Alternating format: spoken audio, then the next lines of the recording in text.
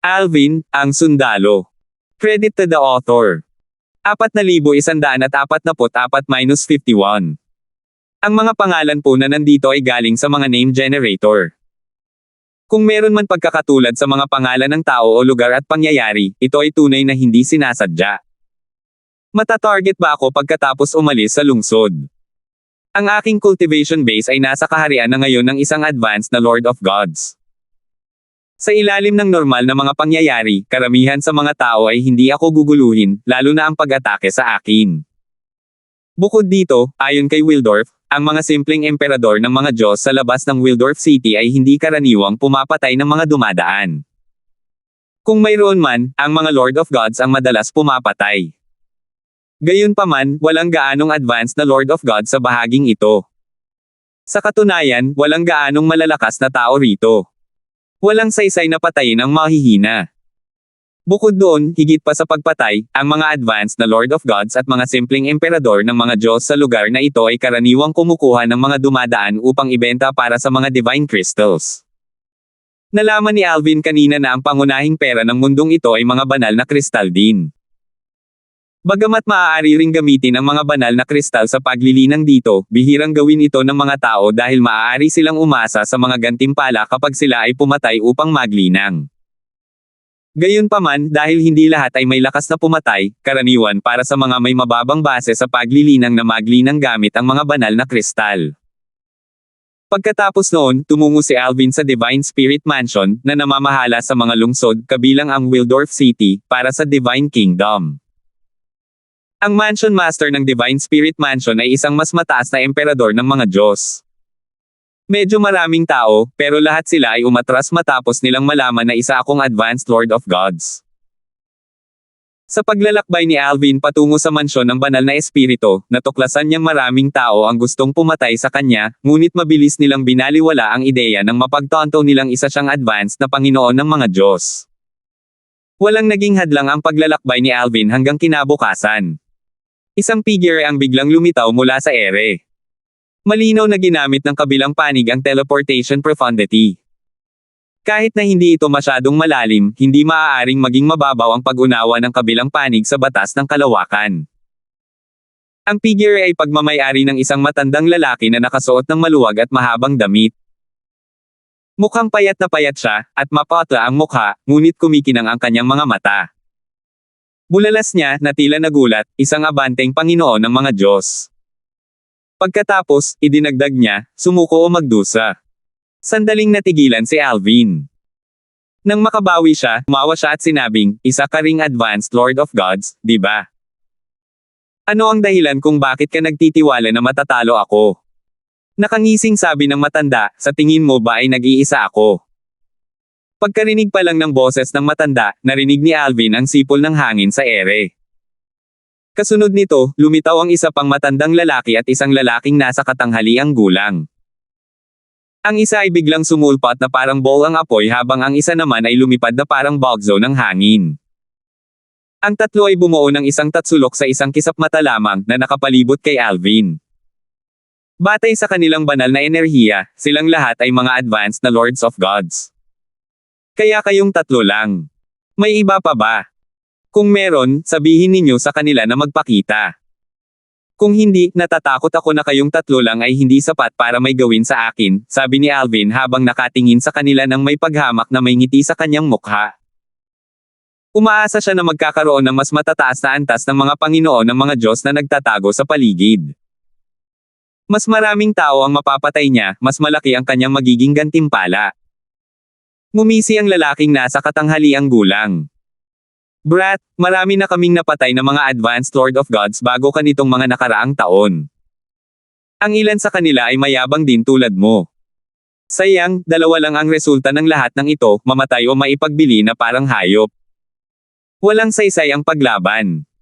Lalong naging mapanghamak ang ekspresyon ng lalaking nasa katanghaliang gulang. Gayon din, ang ekspresyon ng dalawang matandang lalaki ay puno rin ng pangutya. Sa wakas, ang matandang lalaki, na unang dumating, ay naiinip na nagsabi, sige, tigilan mo na ang kalokohan at hulihin mo na siya. Kapag lumaban siya, ipadala mo siya sa impyerno. Pagkatapos magsalita ng matanda, sumugod siya patungo kay Alvin kasama ang kanyang mga kasama. Inilabas ng tatlo ang kanilang mga kilalang banal na artifact at walang pidgel na umatake. Kasunod nito, tatlong alon ng enerhiya na may iba't ibang kulay ang dumaloy patungo kay Alvin. Nang makitang mabilis na papalapit si Alvin sa mga alon ng enerhiya, tumigil ang tatlo sa pag-atake upang maiwasan ang pagpatay kay Alvin. Tutal, mas makabubuti kung mahuli nila siyang buhay. Bukod dito, nakita nila na nakatayo siyang hindi gumagalaw at tanging ang kanyang banal na enerhiya ang kumukulo sa ibabaw ng kanyang balat. Swoosh! Swoosh! Swoosh! Nang bumangga ang tatlong alon ng enerhiya kay Alvin, marahas na nayanig ang kawalan. Kumunat ang noo ng tatlo, iniisip kung masyadong malakas ba ang mga atake kaya nila napatay si Alvin. Gayunpaman, hindi nagtagal at nagbago ang kanilang mga ekspresyon matapos humupa ang ambon. Nakita nila si Alvin na nakasuot ng lila na nakatayo sa harap nila ng walang sugat. Muling nagbago ang kanilang ekspresyon nang makita nila itong bigla na lamang naglaho sa ere. Swoosh! Hindi. Muling lumitaw si Alvin sa likuran ng matandang lalaki, na nakaintindi sa batas ng kalawakan, at hinampas ito gamit ang kanyang palad na puno ng kanyang banal na enerhiya, batas ng kalawakan, at ng mastery daw. Putok! Sa sandaling dumampi ng marahan ang palad ni Alvin sa likod ng matanda, sumabog ito at naging ambon ng dugo, naiwan na lamang ang kanyang kitang-kitang banal na artifact at spatial ring. Hindi ba't mapanirang spatial ring ito? Medyo nagulat si Alvin nang makita niya ang buo at spatial ring ng matanda. Sa pagkakataong ito, sa wakas ay nakabawi na ng katinoan ang dalawa pang lalaki. Hindi na sila nagatubili pa habang tumataka sa iba't ibang direksyon. Ang tanging natitira sa kanilang isipan ay ang tumakbo. Kasabay nito, pinagsisihan nila ang pagpuntirya kay Alvin. Ang kanilang kasakiman ang nagdala sa kanilang kasalukuyang kalagayan. Bukod pa rito, ang makitang nag-iisa si Alvin kanina ay lalo lamang nagpulala sa kanilang kasakiman. Dahil mas marami sila kaysa sa kanya at pareho ang kanilang mga cultivation base, hindi nila inisip na magiging mahirap para sa kanila na hulihin siya o patayin. Sa kasamaang palad, hindi nila inaasahan na makakasalubong nila ang isang mas mataas na Panginoon ng mga Diyos na mas malakas kaysa sa kanilang tatlo.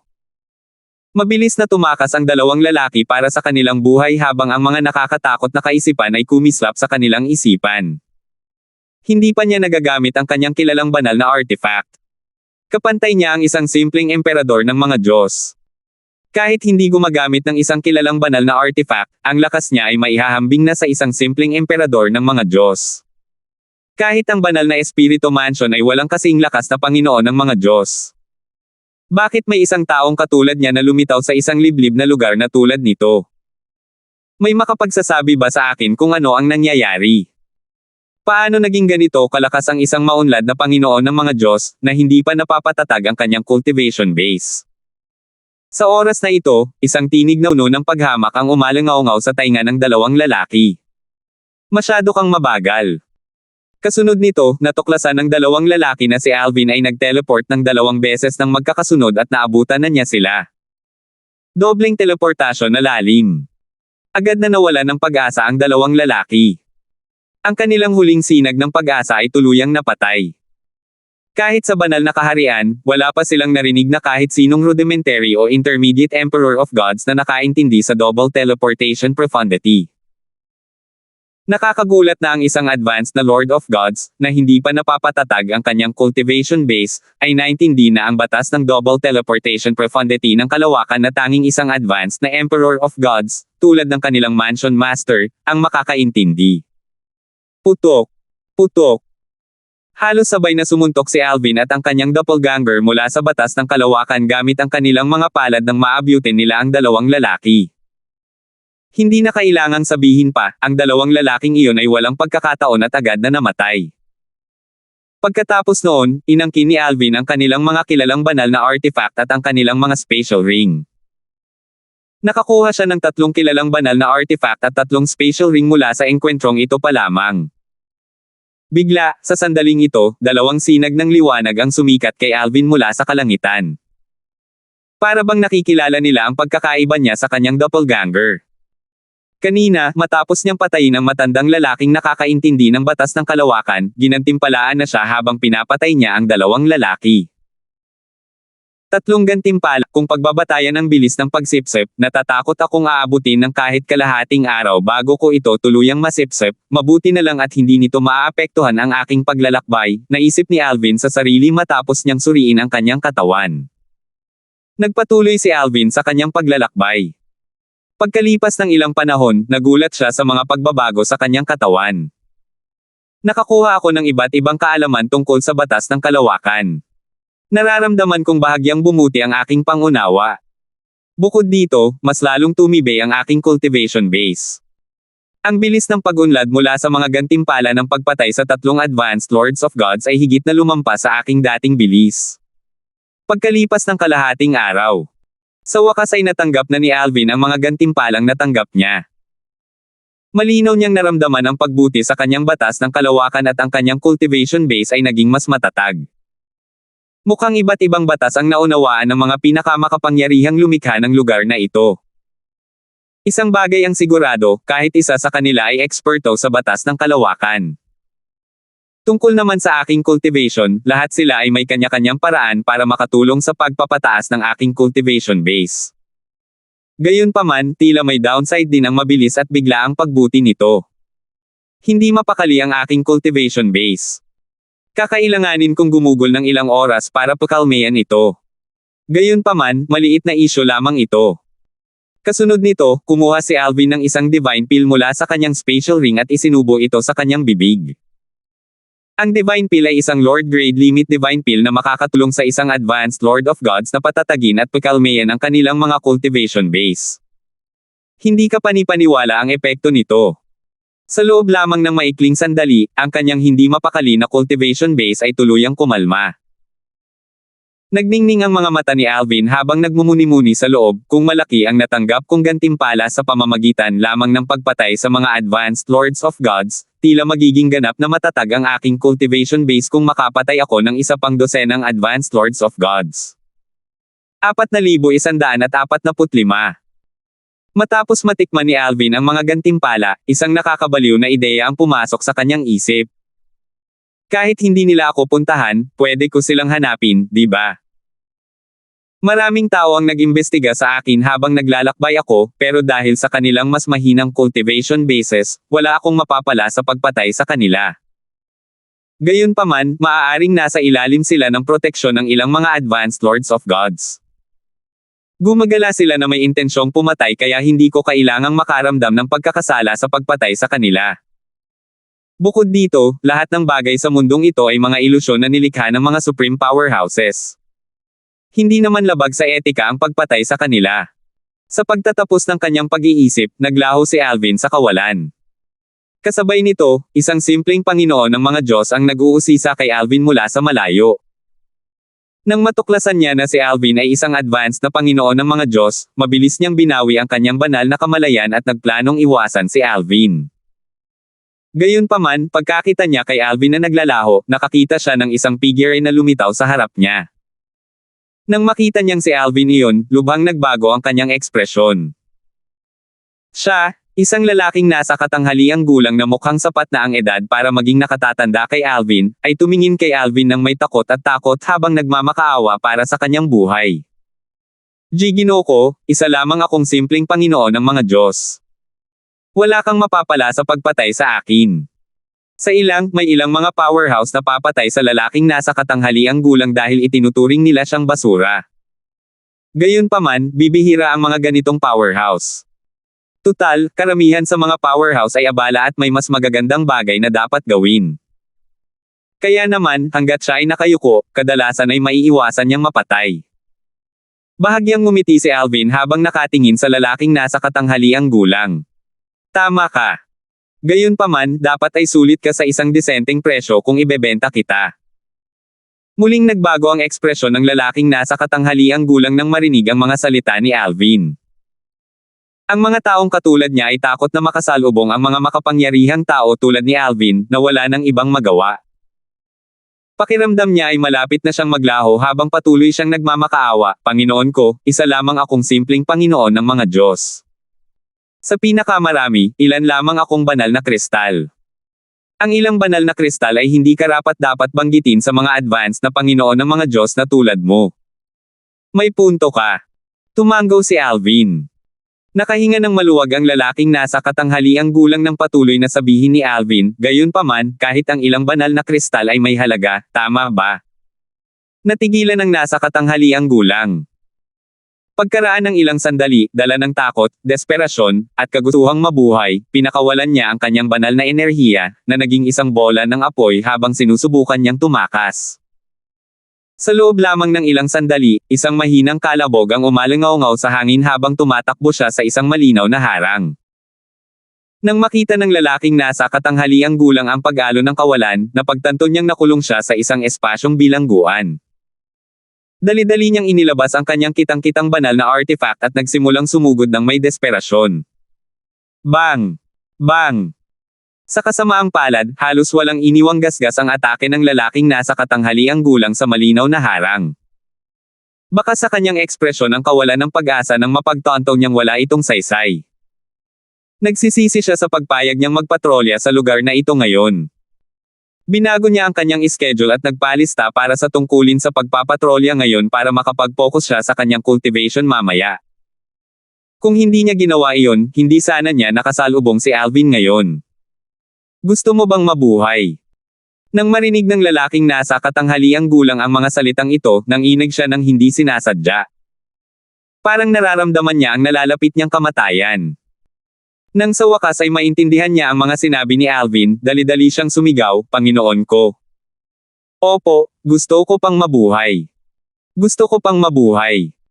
Kasabay nito, nanumpa ang lalaking nasa katanghaliang gulang na iiwan ang kanyang trabaho kung mabubuhay siya ngayon. Bagamat paminsan-minsan ay makakakuha siya ng maliliit na gantimpala mula sa trabaho kung siya ay mapalad, hindi ito sulit kung nangangahulugan ito ng pagtaya sa kanyang buhay.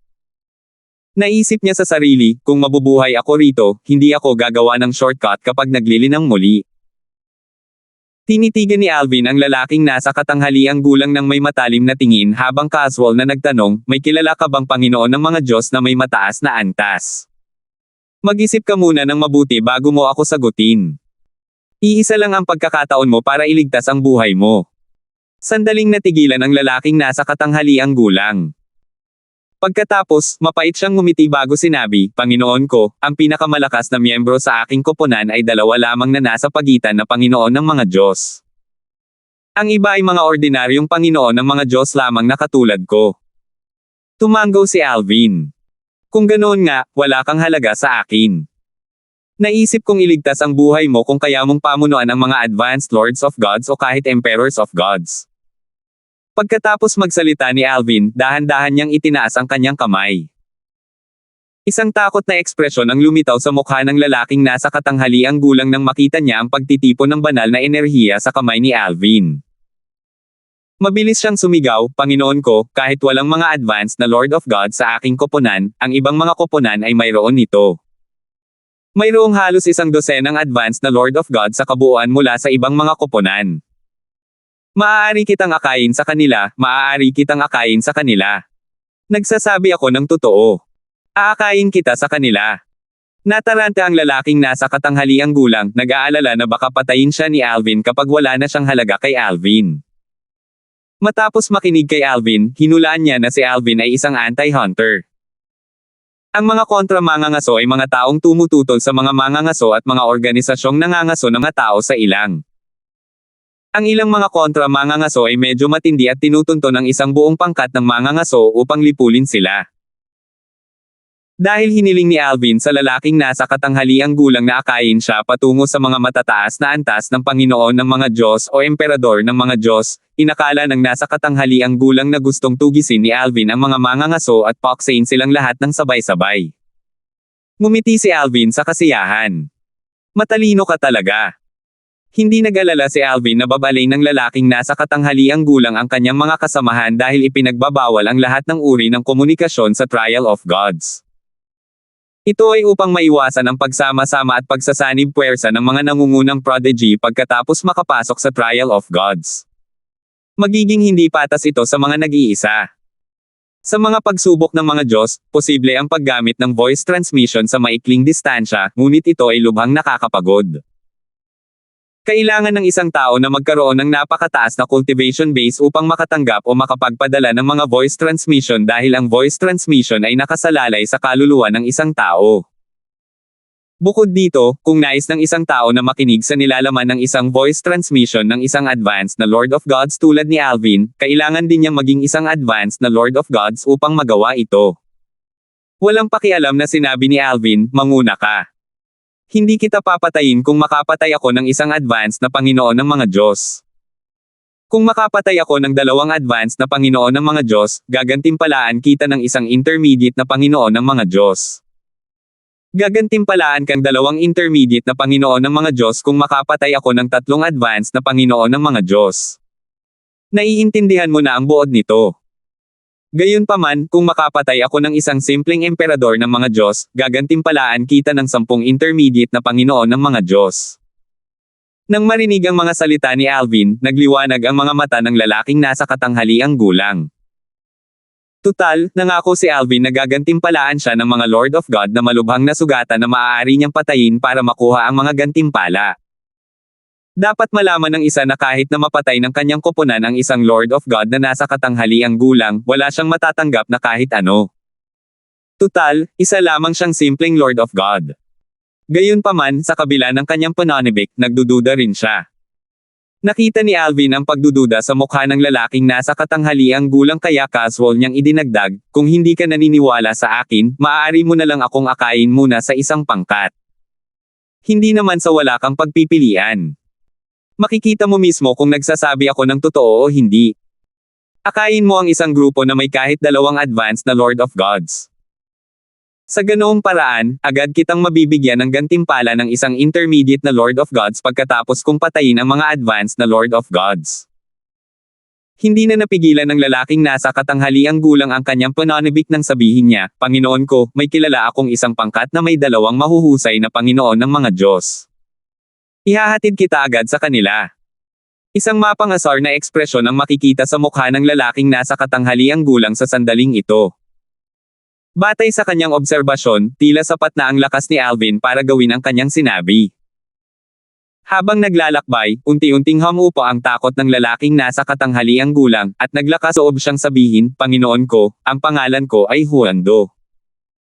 Nagpatuloy si Juan sa pagsasabing, Panginoon ko, ang pangkat na ito ng mga mangangaso ay may isang intermediate na Panginoon ng mga Diyos. Siya ang pangatlo sa pinakamalakas sa pangkat kasunod ng dalawang mas matataas na Panginoon ng mga Diyos. Siya ang responsable sa pakikipag-ugnayan, pakikipagnegosasyon, at pakikipagtulungan sa ibang mga pangkat. Pagkatapos ng maikling paghinto, idinagdag niya, maaaring alam niya ang mga lokasyon ng mga pangkat na may mga panimulang emperador ng mga Diyos. Nagliwanag ang mga mata ni Alvin nang banggitin ni Juan ang mga simpleng emperador ng mga Diyos. Nang kumalma siya, sumulyap siya kay Juan at sinabing, hindi masama. Gagantimpalaan din kita ng isang advanced na Panginoon ng mga Diyos kung makakapatay ako ng isang simpleng Panginoon ng mga Diyos. 4,146. Sa Trial of Gods, ayon sa sistema ng gantimpala, kahit hindi ginawa ni Alvin ng nakamamatay na suntok ang isang mas mahusay na Lord of Gods, basta't malubhang nasugatan ang kabilang panig, gagantimpalaan pa rin siya. Sa katunayan, mas malaki ang magiging bahagi niya ng gantimpala kumpara sa taong gumawa ng nakamamatay na suntok. Kaya naman, hindi kawalan para sa kanya na gantimpalaan si Juan ng isang mas mahusay na Lord of Gods. Gayunpaman, ang maliit na bahagi ng gantimpala para sa isang simpleng Panginoon ng mga Diyos ay isang malaking bagay. Hindi ito isang bagay na makukuha nila kahit na makapatay sila ng 10 simpleng Panginoon ng mga Diyos. Kailangan kong makahanap ng isang simpleng emperador ng mga Diyos, nais ni Juan sa sarili habang nagniningning ang kanyang mga mata. Di nagtagal, pinangunahan ni Juan si Alvin at huminto sa isang lugar na medyo malayo sa isang malaking lambak. Pagkatapos, sinabi niya, Panginoon, ang pangkat na sinabi ko sa iyo na may dalawang matataas na pinuno ng mga Diyos ay sumasakop sa lambak na ito. Kung lalapit pa tayo, matutuklasan nila ang ating presensya. Matapos itong pag-isipan sandali, dagdag ni Juan, Panginoon ko, bakit hindi mo nalang tawagin ang mga kasama mo rito para humingi ng tulong ngayon? Sa oras na iyon, susunod ako mula sa likuran. Dahil si Alvin ay isang advanced na Panginoon ng mga Diyos, sa palagay ni Juan, imposible para sa isang advanced na Panginoon ng mga Diyos na pumatay ng dalawang advanced na Panginoon ng mga Diyos ng sabay-sabay. Sa kanyang palagay, posible lamang ito kung may tulong si Alvin. Kung si Alvin ay papasok ng mag-isa, talagang hindi siya nang ahas na sumunod kay Alvin sa lambak. Mga kasama. Tulong. Anong tulong? Naguluhan si Alvin. Seryosong sabi ni Juan, tama. Mga kasama mula sa inyong pangkat laban sa mga mangangaso. Pangkat ng mga anti-hunter. Ano iyon? Kumunat ang noo ni Alvin sa pagkalito. Sa pagkakataong ito, nalito rin si Juan. Hindi alam ng lalaking ito kung ano ang isang anti-hunter team. Hindi siya anti-hunter. Biro ba ito? Sa sumunod na sandali, ang pagkalito ni Juan ay napalitan ng pagkabigla. Nakita lamang niya si Alvin na itinaas ang kanyang kamay bago siya dinala ng isang daloy ng enerhiya patungo sa lambak. Halos tumigil sa pagtibok ang kanyang puso sa sandaling ito, at naisip niya kung inihahatid ba siya ni Alvin sa kanyang kamatayan para hindi na kailangang tuparin ni Alvin ang kanyang pangako sa kanya. Pagpasok pa lang ni Alvin sa lambak, ilang gulat na sigaw ang umalingaw-ngaw sa hangin. Sino yan? Mga nanghihimasok. Sa loob lamang ng ilang sandali, sina Alvin at Juan ay napapaligiran ng isang grupo ng mga tao, na malinaw na pinangungunahan ng isang matandang lalaki at isang lalaking nasa katanghaliang gulang. Sa oras na ito, may sumigaw ng, Juan. Juan! Kumunat ang noo ng matandang lalaki, isa sa dalawang pinuno, bago lumingon sa taong nakakilala kay Juan. Nagmamadaling nagpaliwanag ang isa pang tao, ang pangalawang pinuno, si Juan ay miyembro rin ng isang pangkat ng pangangaso, ngunit ang kanyang pangkat ay mayroon lamang dalawang intermediate lords of gods. Hindi pa kami nakikipagtulungan sa pangkat na iyon dati kaya natural lang na hindi mo siya makilala. Sa oras na ito, si Juan, na nakatayo sa tabi ni Alvin, ay namumutla ng husto. Napuno ng kawalan ng pag-asa ang kanyang puso habang nananaghoy sa loob-loob niya, tapos na. Tapos na talaga. Bakit ko pa dinala ang baliw na ito rito? Isa akong hanggal sa paniniwalang gagantimpalaan niya ako ng isang tagapamagitan na Panginoon ng mga Diyos kung dadalhin ko siya rito. Inosente. Masyado akong inosente. Sa oras na ito, ang simpleng Panginoon ng mga Diyos, na nakakilala kay Juan, ay malamig na nagtanong, Juan, sino siya? Anong ginagawa ninyong dalawa rito? Malinaw sa lahat ng naruroon na sina Alvin at Juan ay hindi dumating ng may mabuting intensyon. Bukod dito, si Alvin ay isang mahusay na Panginoon ng mga Diyos. Malinaw na hindi siya bahagi ng pangkat ni Juan. Ako. Hindi alam ni Juan ang sasabihin o kung paano ipapaliwanag ang sarili. Takot na takot siya at puno ng pagsisisi sa pag-akay niya ng isang baliw dito sa sandaling ito. Habang wala pa ring masabi si Juan, walang pakialam na sumagot si Alvin, patayin kayong lahat. Pagkatapos, dagdag niya, hindi masama. 2 advanced Lords of Gods at 5 intermediate Lords of Gods. Tungkol naman sa mga simpleng Lords of Gods, dapat ko ba silang iwan sa inyo? Nagulat ang lahat sa tila bulag na kumpiyansa at kay-abangan ni Alvin. Sa tingin ba niya talaga kaya niyang patayin lahat ng tao sa team natin ng mag-isa? Maya-maya, marami sa kanila ang tumingin sa labas ng lambak, iniisip na may kasama si Alvin. Gayunpaman, pagkaraan ng ilang sandali, natuklasan nila na walang nagtatago sa paligid. Hindi rin nagtagal bago nila napagtanto na hindi nangangailangan ng tulong si Alvin. Batas ng kalawakan. Daw ng kadalubhasaan. Sa isang iglap lang, biglang lumabas ang divine energy sa katawan ni Alvin bago pa man siya tuluyang binagabag ng isang bagyo. Sa loob lamang ng ilang sandali, nakontrol na niya ang buong lugar, na pumihil sa iba na umalis o gumamit ng teleportation profundity. Swoosh! Sa sandaling ito, isang ordinaryong kilalang banal na espada na kumikinang sa malamig na liwanag ang lumitaw sa kamay ni Alvin. Ikaw! Isa sa mga pinuno ang kakabukas pa lang ng kanyang bibig, at hindi pa niya natatapos ang kanyang mga salita nang biglang naglaho ang kanyang banal na enerhiya na malapit ng sumulpat palabas. Kumatok! Swoosh! Kasunod nito, ang pinuno, isang maunlad na Panginoon ng mga Diyos, ay nawala ng buhay nang bumagsak siya sa lupa kasabay ng isang sigaw ng espada na umalingaw-ngaw sa hangin. Bago pa man makabawi ang iba sa kanilang katinoan, isa na namang sigaw ng espada ang umalingaw-ngaw. Nang makabawi ang lahat, kasama na si Juan, nakita nilang patay na ang dalawang pinuno na nakatayo sa tapat ni Alvin kanina. Kasunod nito, dalawang sinag ng liwanag ang sumilay mula sa langit kay Alvin. Nagmukha siyang isang Diyos na bumaba sa mundo ng mga mortal. Mukha siyang kahanga-hanga, kaya natakot ang iba na hindi man lang siya tingnan. Unang pinuno. Pangalawang pinuno. Habang natatarantang nakatingin si Juan sa eksena sa harap niya, ang ekspresyon ng iba ay lubhang nagbago. Labis silang nagulat. Ang kanilang dalawang pinuno, ang pinakamalakas na miyembro sa kanilang mga koponan, ay napatay sa isang iglap. Tiningnan nila ang lilang figure ng may takot, nagtataka kung sino siya at kung bakit siya napakalakas. Tumakbo. Ang iba ay natakot ng husto ngayong patay na ang kanilang mga pinuno. Tanging ang kanilang magagawa ay ang tumakbo sa sandaling ito. Gayunpaman, sa kanilang labis na pagkasindek, natuklasan nilang hindi sila maaaring umalis. Isang malakas na enerhiyang pangkalawakan ang bumalot sa buong lambak, na ikinulong sila sa lambak na parang isang hola. Sa pagkakataong ito, tumingin si Alvin kay Juan at nagtanong, ang taong nabanggit mo kanina. Sino siya? Panginoon ko, nandyan po siya, sabi ni Juan habang itinuturo ang isang binata na may hindi magandang ekspresyon na nakatayo sa di kalayuan. Medyo gwapo ang binata, ngunit ang takot na ekspresyon sa kanyang mukha ay samaire sa kanyang anyo. Mas lalong lumala ang kanyang ekspresyon nang makita niya si Juan na nakaturo sa kanya at narinig ang mga salita ni Juan. Agad na binawa ng kawalan ng pag-asa ang kanyang puso. Bagamat hindi niya alam ang dahilan, inakala niyang sina Alvin at Juan ay dumating upang makipag-ayos sa kanya. Swoosh! Isang sigaw ng espada ang muling umalangaw-ngaw, at sa pagkakataong ito, lahat ng mga nasa pagitan na Panginoon ng mga Diyos na naroon, maliban sa binata, ay malubhang nasugatan. Sa isa pang sigaw ng espada, ang mga nasugatan ay namatay lahat, maliban sa isa. Gayunpaman, ang nabubuhay na Panginoon ng mga Diyos na nasa gitna ay nagpakita ng kawalan ng pag-asa sa kanyang mukha kahit nabuhay pa. Itinaas ni Alvin ang kanyang kamay at dinala ang namamagitan na Panginoon ng mga Diyos kay Juan.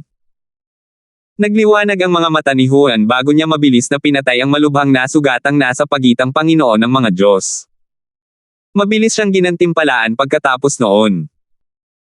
Kung tungkol naman kay Alvin, ang mga gantimpalang natamo niya sa pagpatay sa iba pang mga intermediate na Lords of Gods ay medyo balewala lamang. Sa pagkakataong ito, nanghihinayang na tiningnan ni Juan ang mga patay na nasa pagitang Panginoon ng mga Diyos.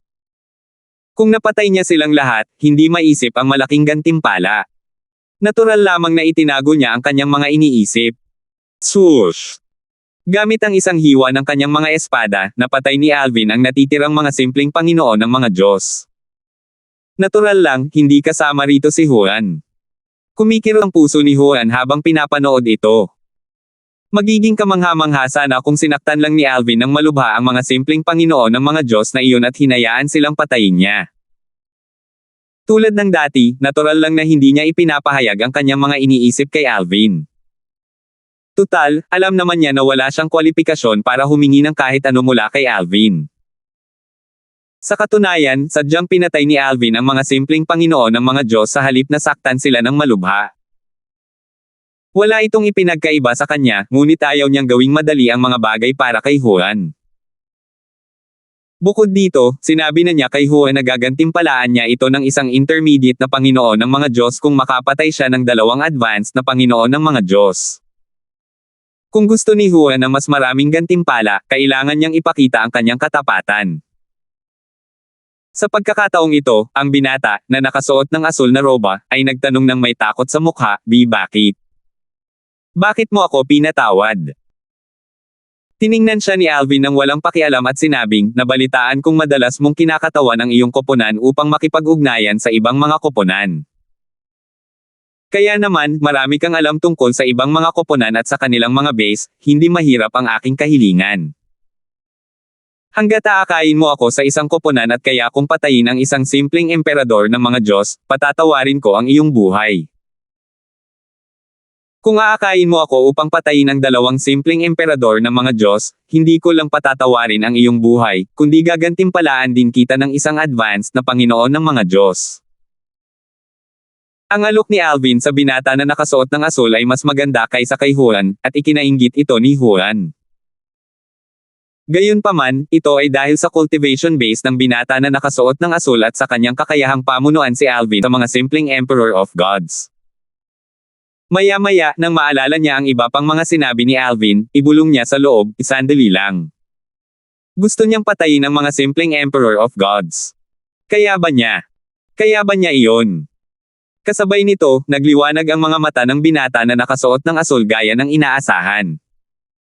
Determinado niyang sinabi, gagawin ko.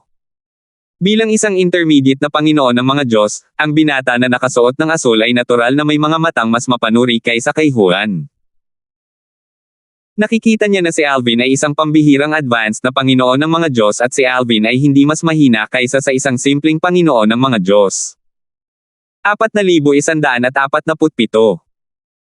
Humarap si Alvin kay Juan at sinabing, maaari mo akong patuloy na sundan, at gagantimpalaan ka pa rin ng naaayon basta't inaakay mo ako patungo sa mga mas mataas na Panginoon ng mga Diyos.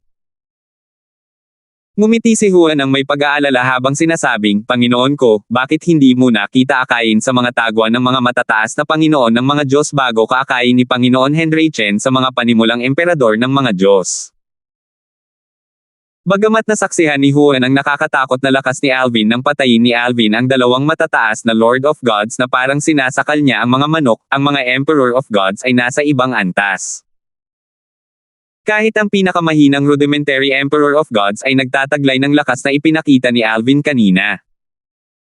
Noong una, inakala ni Juan na may grupo si Alvin na kontra mangangaso sa likod niya. Gayunpaman, nang matuklasan niyang mag-isa lang si Alvin sa pagtatrabaho, hindi niya inisip na malaki ang tsansa ni Alvin na magtagumpay kapag naharap niya ang mga simpleng emperador ng mga Diyos. Nag-aalala ka ba na baka mapatay ako ng mga emperador ng mga Diyos na iyon at may sangkot ka? Tanong ni Alvin. Natural niyang naunawaan ang mga alalahanin ni Juan. Bahagya siyang ngumiti habang patuloy na sinasabi, sige. Gagawin namin ang iyong iminungkahi. Akayin mo muna ako sa mga mas mataas na Panginoon ng mga Diyos, at haharapin ko sila. Pagkatapos noon, aakayin ako ni Henry Chen sa mga panimulang emperador ng mga Diyos. Si Henry Chen lang ang tanging iniligtas ni Alvin sa buong pangkat ng pangangaso. Ito ay dahil sinabi sa kanya ni Juan kanina na si Henry Chen ang may pananagutan sa pakikipag-ugnayan sa iba pang mga pangkat ng pangangaso. Dahil dito, mas alam ni Henry Chen ang kinaroroonan ng mga pangkat ng pangangaso. Gaya ng plano, pinangunahan ni Juan si Alvin sa mga tagwan at himpilan ng mga pangkat ng pangangaso na may mga bihasang Panginoon ng mga Diyos. Matapos patayin ang lahat ng bihasang Panginoon ng mga Diyos, malubhang nasugatan niya ang mga nasa gitnang Panginoon ng mga Diyos bago niya ginantimpalaan si Henry Chen gaya ng ipinangako. Hindi na kailangang sabihin, ang mga gantimpala ni Henry Chen ay mas maganda kaysa kay Juan. Ramdam ni Alvin ang pagkadismaya ni Juan sa pagkakaiba ng gantimpala niya at ni Henry Chen, ngunit natural lang na wala siyang pakialam kay Juan. Kasabay nito, hinarap ni Henry Chen ang mga simpleng Panginoon ng mga Diyos at ibinigay ang mga ito kay Juan. Gayunpaman, malinaw na hindi rin siya nasiyahan.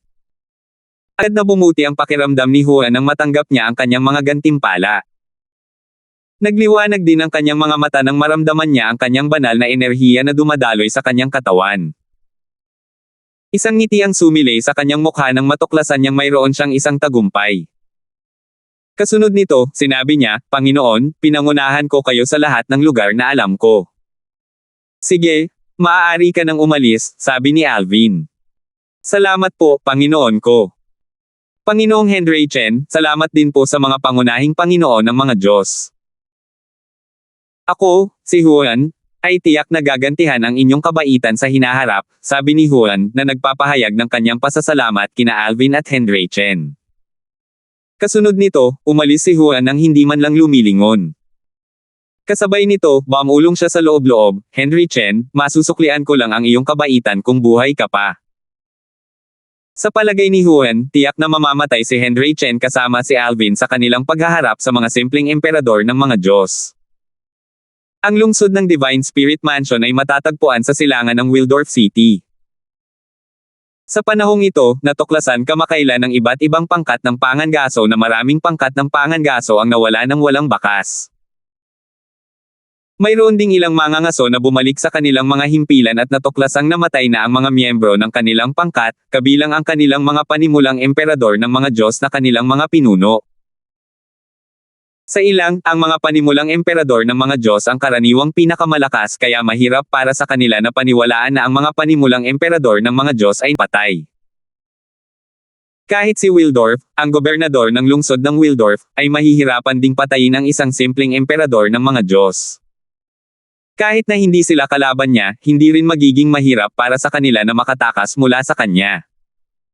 Noong una, maraming tao ang tumangging maniwala sa katotohanang iniharap sa kanilang harapan. Marami sa mga nakarinig lamang nito ang tumanggi na ito ay ituring na isang tsismis lamang. Gayunpaman, habang parami ng parami ang mga simpleng emperador ng mga Diyos na namamatay, sa wakas ay napagtanto ng lahat na may humahabol sa mga simpleng emperador ng mga Diyos na iyon. Batay sa mga obserbasyon sa ngayon, ang mga namatay ay hindi naglihim sa lokasyon ng kanilang mga base. Halimbawa, ang mga pangkat na tulad namin na naglihim sa aming mga base ay ligtas. Malinaw na may tumatarget sa mga pangkat ng pangangaso. Siguradong ang mga kontra mangangaso iyon. Napakalakas ng grupong ito ng mga anti-hunter. Kung hindi, imposibleng mapatay nila ang napakaraming simpleng Emperor of Gods. Ipinagpalagay ng mga mangangaso na isang grupo ng mga kontra mangangaso ang may pananagutan sa pagkamatay ng mga panimulang emperador ng mga Diyos.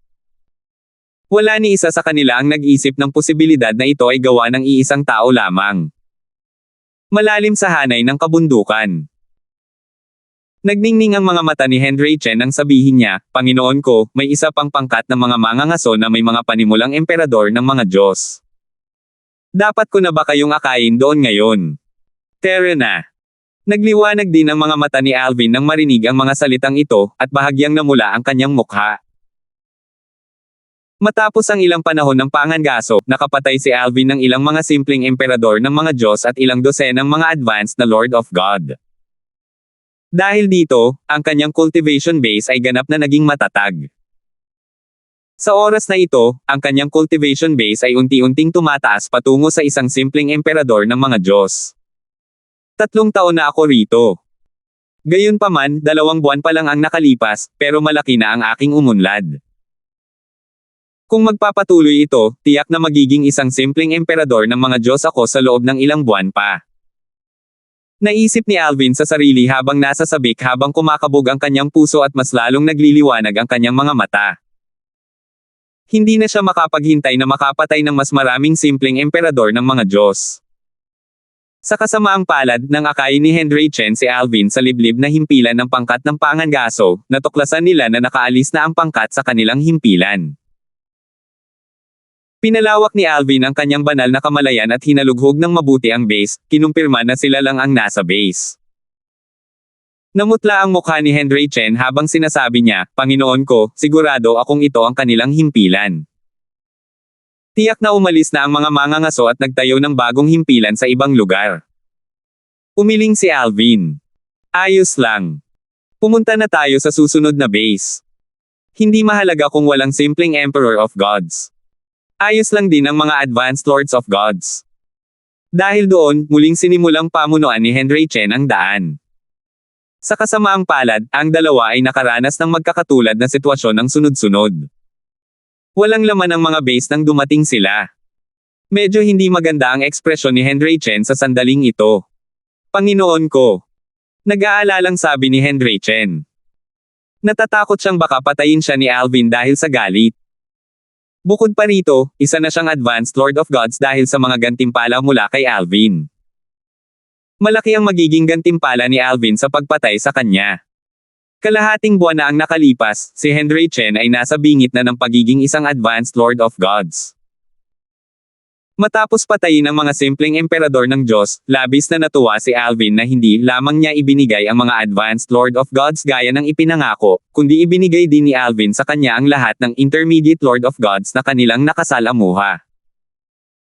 Dahil dito, sa loob ng wala pang 2 buwan, nagawa niyang makalusot at maging isang advanced Lord of Gods.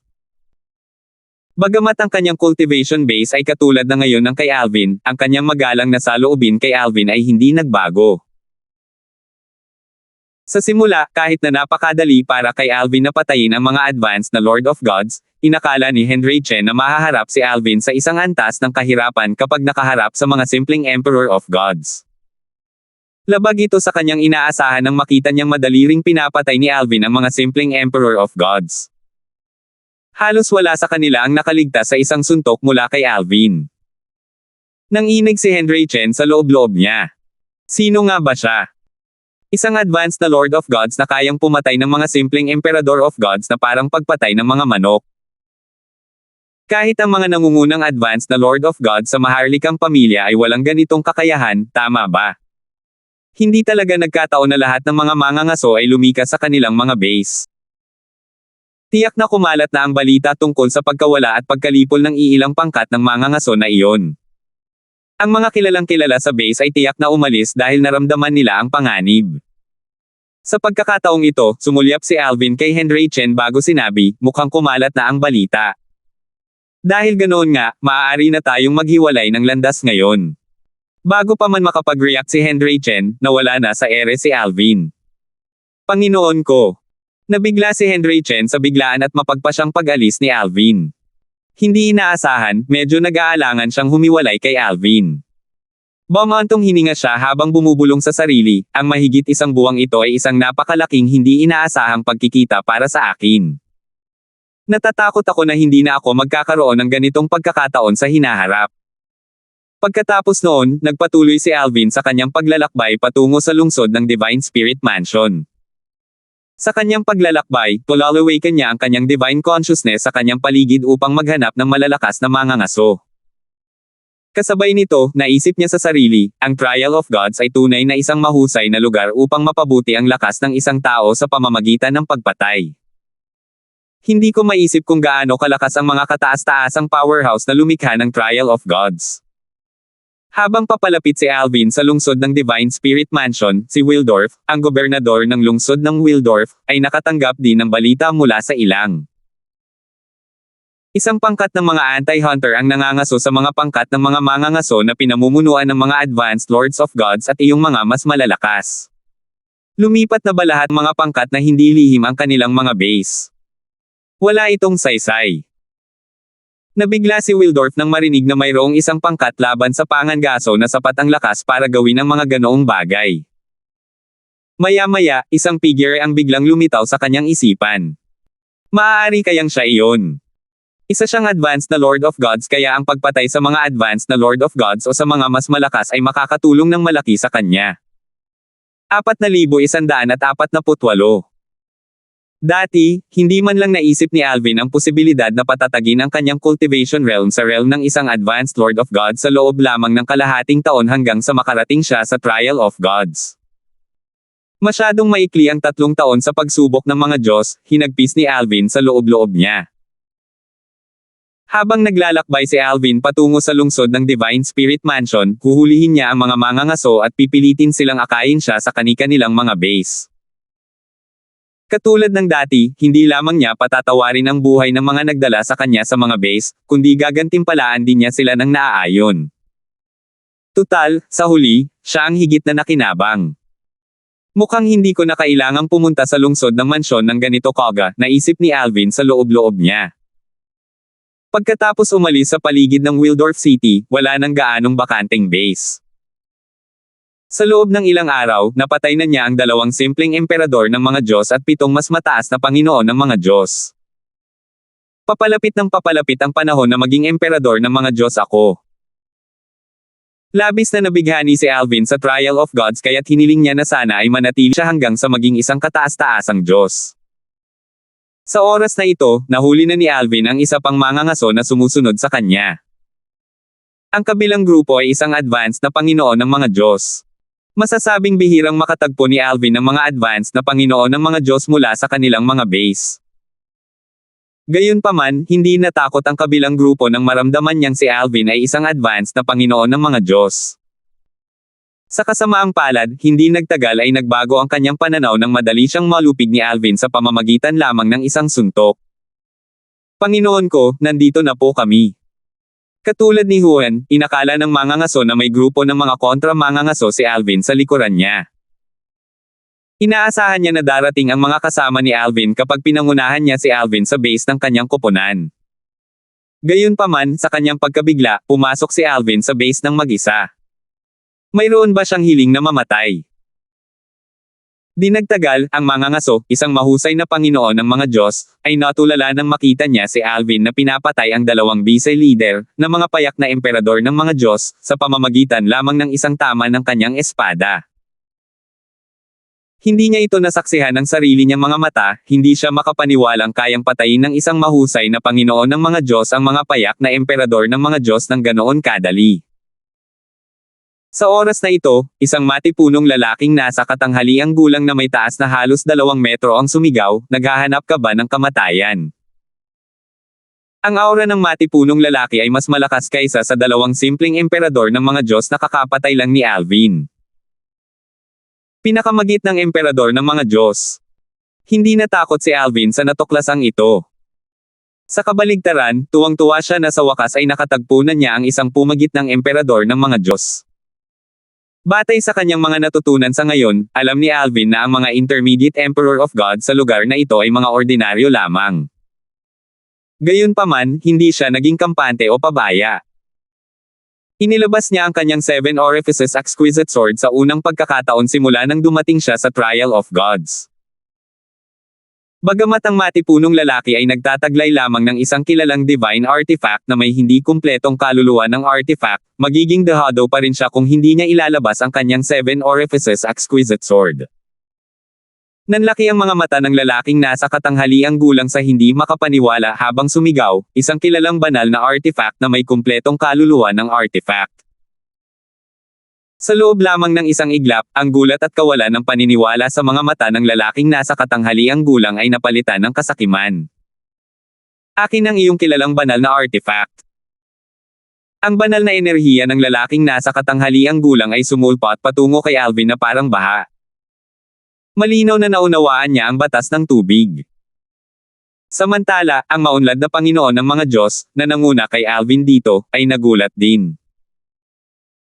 Wala man lang siyang taglay na kilalang banal na artifact na may hindi kumpletong kaluluwa ng artifact, lalo na ang isang may kumpletong kaluluwa ng artifact. Gayunpaman, alam pa rin niya kung gaano kahalaga at kabihira ang isang kilalang banal na artifact na may kumpletong kaluluwa ng artifact. Sa katunayan, bihira na para sa mga maunlad na emperador ng mga Diyos na magkaroon nito, lalo na ang mga nasa ilalim ng kaharian ng isang maunlad na emperador ng mga Diyos. Paano siya hindi mabibigla na ang isang maunlad na Panginoon ng mga Diyos tulad ni Alvin ay nagtataglay ng isang kilang banal na artifact na may kumpletong kaluluwa ng artifact? Espada daw ng kahusayan.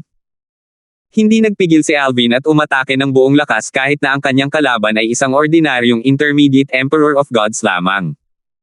Swoosh! Kumunat ang noo ni Alvin. Nasira ng kanyang atake ang atake ng matipunong lalaking nasa katanghaliang gulang at naputol ang isa sa mga braso ng matipunong lalaking nasa katanghaliang gulang bago pa man naiwasan ng lalaking nasa katanghaliang gulang ang mga natitirang atake sa tamang oras. Dahil sa mabilis na paggalaw ng lalaking nasa katanghaliang gulang, naiwasan ng lalaking nasa katanghaliang gulang ang kamatayan.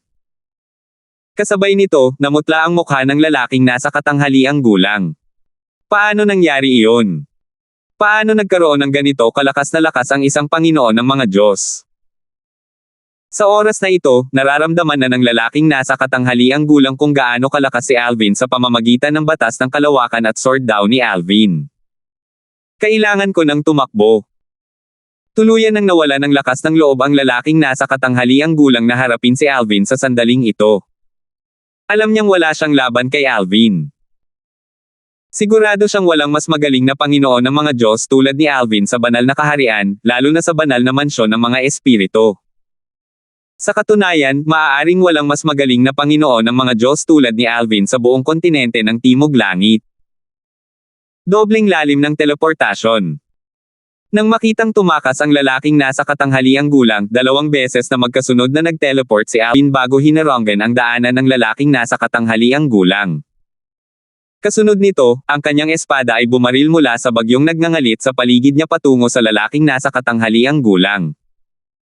Lalong natakot ang lalaking nasa katanghaliang gulang nang mapagtanto niyang naunawaan na ni Alvin ang double teleportation profundity. Bagamat napagtanto na niya kanina na napakalalim ng pag-unawa ni Alvin sa batas ng kalawakan, hindi pa rin niya inaasahan na naunawaan din ni Alvin ang double teleportation profundity. Tulad ng marami pang iba, inakala niya na kailangan kahit papaano ay isang advanced na Emperor of Gods para maunawaan ang double teleportation profundity. Hindi. Hindi pa nakakapag-react ang lalaking nasa katanghaliang gulang nang mawasak ang kanyang banal na enerhiya. Tanging ang kanyang nakakakilabot na sigaw lamang ang umalangaw-ngaw sa hangin kasunod ng kanyang pagkamatay. Kasunod nito, isang malaking sinag ng liwanag ang sumilay mula sa kalangitan kay Alvin. Kasabay nito, ang kanyang banal na enerhiya ay dumaloy sa kanyang mga ugat habang ang kanyang isipan ay nagkakaroon ng walang kapantay na kailanawan. Swoosh! Swoosh! Swoosh! Sa isang iglap lamang, hindi mabilang na sinag ng espada ang tumama patungo sa mga natitirang mangangaso sa koponan, nakakabalik lang ng kanilang katinoan. Sinubukan nilang tumakas, ngunit lahat sila ay napatay ng walang pagbubukod. Kasunod nito, lumingon si Alvin upang tingnan ang makabagong Panginoon ng mga Diyos na naghatid sa kanya rito. Ang ekspresyon ng Panginoon ng mga Diyos ay lubhang nagbago. Mabilis siyang nagmakaawa, Ginoo ko, pakiusap po na huwag ninyo akong pabayaan. Ako. Lubos akong nakikipagtulungan. Pakiusap po na huwag ninyo akong pabayaan. Hindi balak patayin ni Alvin ang magaling na Panginoon ng mga Diyos. Marahil, kung nasa totoong mundo siya, papatayin niya ang isang taong nagtaksil sa kanyang koponan. Gayunpaman, ang mga tao sa Trial of Gods ay mga ilusyon lamang. Kaya naman, hindi niya mahigpit na sinunod ang kanyang mga prinsipyo. Bukod dito, hindi siya sana nakatanggap ng malaking gantimpala sa pagkakataong ito kung hindi dahil sa magaling na Panginoon ng mga Diyos na ito. Swoosh! Sumulyap si Alvin sa maunlad na Panginoon ng mga Diyos sa huling pagkakataon bago ito nag-teleport at naglaho sa ere. Nang makita ito, ang Panginoon ng mga Diyos ay nakahinga ng maluwag. Naging komplikado ang kanyang ekspresyon habang nakatingin sa base na umaagos ang dugo. Isa ba talaga siyang Advanced Lord of Gods? Paano niya nagawang patayin ang isang Intermediate Emperor of Gods nang walang kahirap-hirap? Pakiramdam ng maunlad na Panginoon ng mga Diyos ay parang walang saysay ang kanyang paglilinang. Isa rin siyang maunlad na Panginoon ng mga Diyos, ngunit kayang-kaya siyang patayin ng isang Intermediate na Emperador ng mga Diyos sa isang pitik lang ng daliri. Sa kabaligtaran, si Alvin, na isa ring maunlad na Panginoon ng mga Diyos, ay nakapatay ng isang intermediate na emperador ng mga Diyos ng ganoon kadali. Samantala, si Alvin, na walang kamalayan sa mga iniisip ng Panginoon ng mga Diyos na kanyang iniligtas, ay naghahanap ng isang liblib na lugar upang maproseso ang enerhiyang natanggap niya mula sa pagpatay sa isang intermediate na emperador ng mga Diyos. Napakalaking gantimpala. Mas malaki pa ito kumpara sa pinagsama-samang gantimpalang natanggap ko mula sa pagpatay sa 2 simpleng Emperor of Gods. Tila tumataas ng husto ang mga gantimpala kapag napatay ko ang mga taong 2 antas na mas mataas kaysa sa akin. Naisip ni Alvin sa sarili habang nagliliwanag ang kanyang mga mata. Sa tingin ko ang enerhiyang natanggap ko sa pagkakataong ito ay sapat na para matulungan akong maging isang emperador ng mga Diyos. Susubukan kong makalusot ngayon. Kasabay nito, sa isa pang bahagi ng Trial of Gods. Kumalat sa hangin ang masangsang na amoy ng dugo. Sabi ng third senior brother, bukod sa mga estudyante, lahat ng nandito ay ilusyon lamang na gawa-gawa ng mga supreme powerhouses. Kaya, hindi ko na kailangang magpigil. Isa itong magandang pagkakataon para maging isang supreme god. Mas mapoprotektahan ko ang aking junior brother kapag naging supreme god na ako. Isang dalaga ang lumabas mula sa makapal na hamog na parang isang demonyo mula sa impyerno, at iniwan ang isang malaking lungsod na nababalot ng dugo. Nang paalis ang dalaga, ang mga tao ay tumingin sa kanya ng may takot. Lahat sila ay labis na naiginhawahan na nakaligtas sila sa madugong massacre. Sa wakas ay wala na siya. Natakot ako na baka patayin niya ako. Nakakatakot siya. Ang ating Panginoon ay nasa closed-door cultivation pa rin at pinatay niya halos lahat ng ating mga advanced emperors of gods. Paano naging ganito kalakas ang isang maunlad na emperador ng mga Diyos? Mabuti na lang at hindi niya tayo inatake. Mga advanced emperor of gods lang ang pinapatay niya. Hindi niya pinapatay ang mga intermediate emperor of gods maliban na lang kung pukawin nila siya. Malinaw na pumapatay siya para sa gantimpala. Maaaring mamatay siya kung patuloy niyang lalabagan ang mga patakaran. Nabalitaan kong may mag-aalerto sa ating Panginoon sa lalong madaling panahon. Kapag nagising ang ating Panginoon, hindi na siya makakalusot. 4,149. Mayroong iba't ibang banal na kaharian sa kontinente ng Timog Langit. Tanging ang pinakamalakas na mga powerhouse ang maaaring maging isang Panginoon ng isang banal na kaharian. Dahil sa sistemang gantimpala, laganap ang mga pagpatay. Dahil dito, napakataas ng panganib na mapatay pagkatapos umalis ng isang tao sa lungsod. Bagamat hindi 100% garantisado ang kaligtasan ng isang tao sa lungsod, mas ligtas ito sa lungsod. Ang kabisera ng Soaring Divine Kingdom, isang Divine Kingdom sa Southern Heaven Continent, ang pinakaligtas na lugar sa kaharian. Gayunpaman, isang dalaga ang pumasok sa kabisera at nagsimula ng isang madugong massacre, pinatay ang mga matataas na emperador ng mga Diyos na parang isang demonyong gumapang palabas ng impyerno. Sa oras na ito, isang grupo ng mga panggitna at payak na emperador ng mga Diyos ang lumilipad sa hangin habang pinapanood nila ang dalagang paalis sa kabisera ng Soaring Divine Kingdom na may hindi magandang ekspresyon sa kanilang mga mukha. Kung nandito ang ating Panginoon, tiyak na mapapatay niya siya. Lingid sa kaalaman ng grupong ito ng mga panggitna at payak na emperador ng mga Diyos, hindi pa tapos ang pagpatay ng dalaga. Bago ito namatay, isang payak na emperador ng mga Diyos ang nagpahayag sa kanya ng lokasyon ng lupang tinatamnan ng Panginoon ng mataas na kaharian, na isang payak na kataas-taasang Diyos. Ang dalaga ay walang iba kundi si Clarissa, ang pang-apat na nakatatandang kapatid ni Alvin. Nagkataon, pagkatapos niyang makapasok sa Trial of Gods, nanatili ang anyo ng isang dalaga. Binigyan siya ng pagkakakilanlan ng isang ordinaryong dalaga mula sa isa sa mga nayon malapit sa kabisera ng Soaring Divine Kingdom. Hindi na kailangang sabihin, ang ordinaryong dalaga ay hindi na ordinaryo matapos niyang gamitin ang pagkakakilanlan ng ordinaryong dalaga at madaling mapapatay ang mga advanced emperors of gods. Isang simpleng kataas-taasang Diyos. Kung hindi siya masyadong malakas, makakatakas ako kahit hindi ko siya mapatay. Kung mapatay ko siya, hindi ko maisip kung gaano kalaki ang magiging gantimpala. Kasabay nito, katulad nina Alvin at Clarissa, karamihan sa mga nangungunang prodigy mula sa iba't ibang heavyweight supreme rank forces, na sumali sa Trial of Gods, ay nagkaroon din ng napakalaking tagumpay. Lahat sila ay nagreklamo rin na ang 3 taon ay masyadong maikli para gugulin sa Trial of Gods. Sa kabaligtaran, ang mga mahihina sa mga nangungunang prodigy ay hinuhuli at ang ilan ay pinatay pa nga. Ito ay isang mundo kung saan ang malalakas ay nananakit sa mahihina. Kahit na walang puot, ang sistema ng gantimpala lamang ay sapat na upang hikayatin ang pagpatay. Tutal, ang gantimpala ang pinakamadaling paraan upang mapataas ang cultivation base ng isang tao. Ayokong umalis sa lugar na ito ng ganito kaga. Nako, sa pilitang ililipat tayo palabas ng lugar na ito kapag natapos na ang oras. Napakagandang lugar. Malapit na akong magkaroon ng malaking tagumpay. Hindi lang ang sistema ng gantimpala ang nag-iisang hindi inaasahang engkwentro. Nabalitaan ko na ang mga pinakamakapangyarihang tao ay nag-iwan din ng iba't ibang lihim na kaharian dito. Walang kaalam-alam si Alvin sa sitwasyon ng kanyang mga kasamahan. Sa oras na ito, malapit na siyang makalusot. Bago pumasok sa Trial of Gods, ang kanyang cultivation base ay hindi pa rin tumatag. Gayunpaman, pagkatapos ng kalahating taon lamang sa Trial of Gods, hindi lamang niya lubusang napatetag ang kanyang cultivation base, kundi malapit na rin siyang maging isang simpleng Emperor of Gods. Sa kabila nito, nanatili siyang kalmado. Malapit na akong maging isang simpleng Emperor of Gods. Sana ay patuloy akong makasabay sa momentum at makamit ang isa pang tagumpay. Pagkalipas ng 10 araw, isang nakakatakot na enerhiya ang biglang sumiklab mula sa liblib na lugar kung saan pansamantalang nagkukultiba si Alvin. Agad na tumakas ang mas mahihinang mga demon beast at mga cultivator sa malapit nang maramdaman nila ang nakakatakot na enerhiya.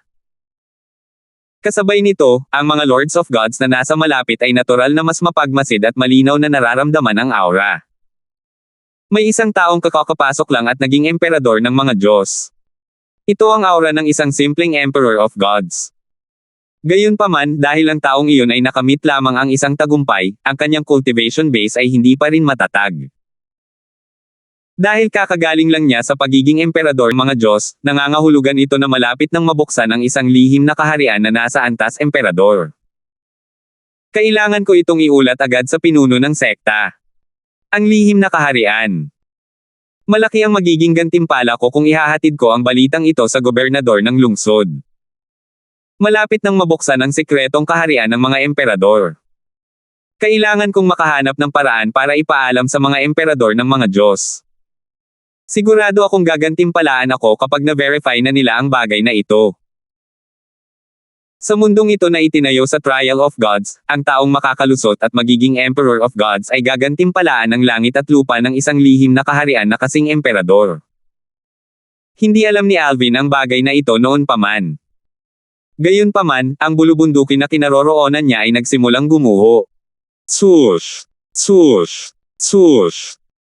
Mabilis na lumipad si Alvin pataas sa kalangitan habang pinapanood niya ang pagguho ng kabundukan. Sa katunayan, medyo nabalisa siya. Ang puwersa ay napakalakas kaya't sa isang iglap, inakala niyang mamamatay na siya. Di nagtagal, nagulat siya nang matuklasan na hindi siya nasaktan. Mabilis niyang iniunat ang kanyang banal na kamalayan at sinuri ang kanyang paligid. Natuklasan niyang maraming buhay na nilalang ang namatay at siya na lamang ang nakaligtas. Para bang sinasadyang iniwan lamang siyang buhay ng napakalakas na puwersa.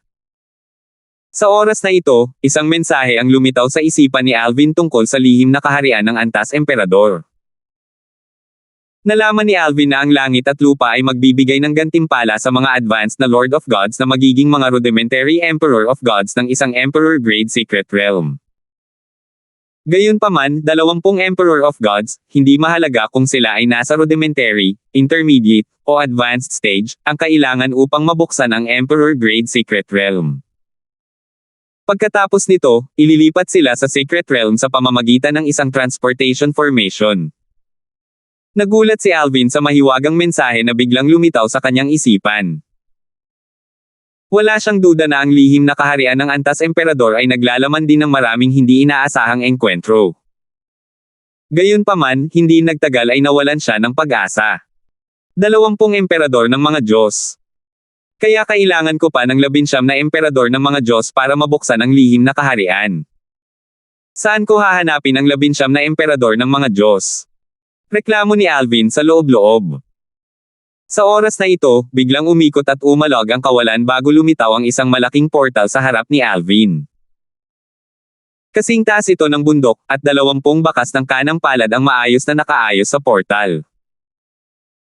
Kaya kailangang ilagay ng 20 emperador ng mga Diyos ang kanilang kanang kamay sa mga bakas ng palad at iunat ang kanilang banal na kamalayan upang mabuksan ang lihim na kaharian, naisip ni Alvin sa kanyang sarili matapos lumitaw ang isa pang mensahe sa kanyang isipan. Ang mga mensaheng ito ay malamang na nagmula sa mga kataas-taasang makapangyarihang lugar.